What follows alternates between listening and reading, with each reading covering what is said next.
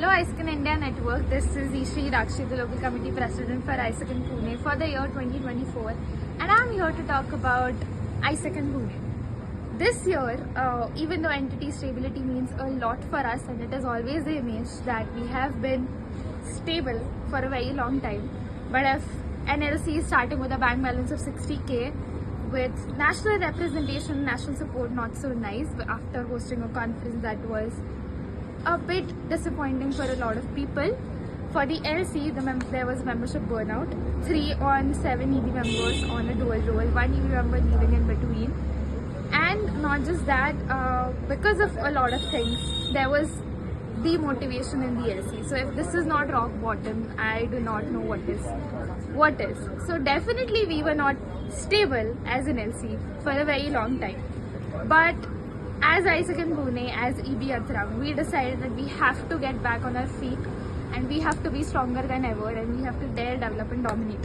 So this year, let's start about something that matters the most for this LC, which is membership and finances. So even though we started with a bank balance of 60,000, we are ending with a bank balance of 10 lakh plus, with a profitability of 9 lakh plus, with the highest FSI score in ISECON India, 82% equity growth and a lot more finance parameters. Now let's talk about the membership for ISECON Pune. The whole EB was on external roles, our LC was on external roles, so this counted around 20 people for external roles. We marked 20 IXPs, making us nationally number 1 in IXPs for ISECON India. And not just that, after having such a conference in semester 2, we decided that we want to get ISECON Pune back to a page where we are known to host conferences and the smoothest conferences ever. And with more cons than pros, still we went forward in hosting National Youth Leadership Conference, which is a conference to get where the chances of getting profits are very low.